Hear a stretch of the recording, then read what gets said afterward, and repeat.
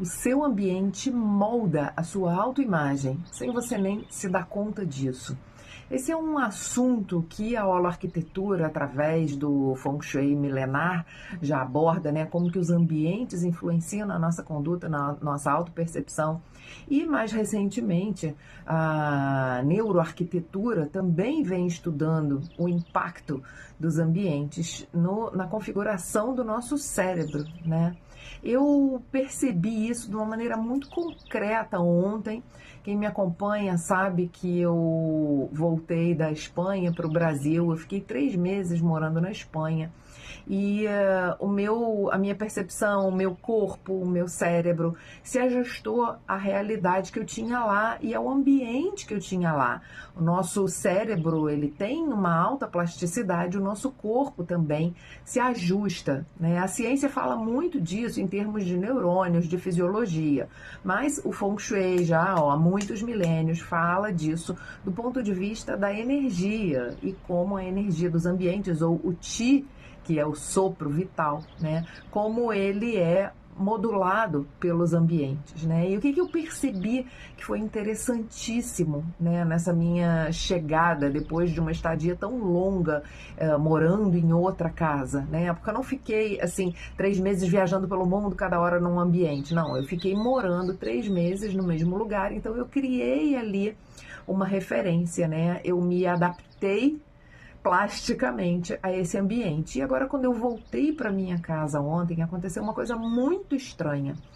Eu fui me olhar no espelho, eu fui ao banheiro escovar meu dente, fui me olhar no espelho. Quando eu bati o olho no espelho, eu não me reconheci. Eu olhei para aquela pessoa no espelho e eu estranhei muito. Por quê? Porque hoje eu tô com uma configuração física e energética diferente que eu estava quando eu viajei, né, há 3 meses atrás, e eu não reconheci, porque a pessoa que eu estava acostumada a olhar no espelho não era mais a pessoa que eu estava vendo ali, né? E por que isso aconteceu? Porque eu fui sendo moldada por esse outro ambiente no qual eu vivi esses 3 meses, e ficou muito claro para mim como que eu não estava mais me reconhecendo. E realmente, o que eu percebo? A gente fala muito de jet lag, da importância do sol. Gente, sem dúvida que é muito importante, né? Assim que você viaja para outro lugar, para você se adaptar mais rapidamente à energia daquele lugar, é você pegar sol, ou você acompanhar o ritmo do sol.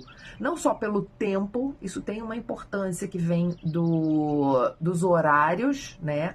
A gente sabe, a produção de melatonina acontece quando você se expõe aos ciclos solares, né? Então é essencial para você reduzir o jet lag, você acompanhar o sol.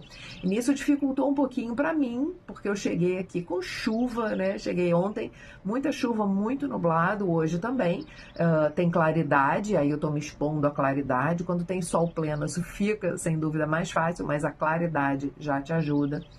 E outra coisa que não são só os horários é a latitude, é o ângulo de incidência do Sol. Cada região do planeta tem a sua frequência vibratória que é dada pelo Sol. A radiação solar em diferentes ângulos, conforme a latitude, ela vai te dando uma pauta, ela vai te situando, o seu corpo se situa a partir desse ângulo no qual os raios solares incidem na superfície do planeta, e o seu corpo registra isso. Então é outra importância de você se expor ao sol. Os raios solares, eles chegam mesmo quando está nublado, então não importa se tem sol ou não, você ficar num lugar onde estaria batendo sol, mesmo quando está nublado, isso vai te ajudando a se ancorar. Porque outra coisa que eu percebi é que eu ainda não cheguei totalmente. E isso é um mecanismo físico e energético.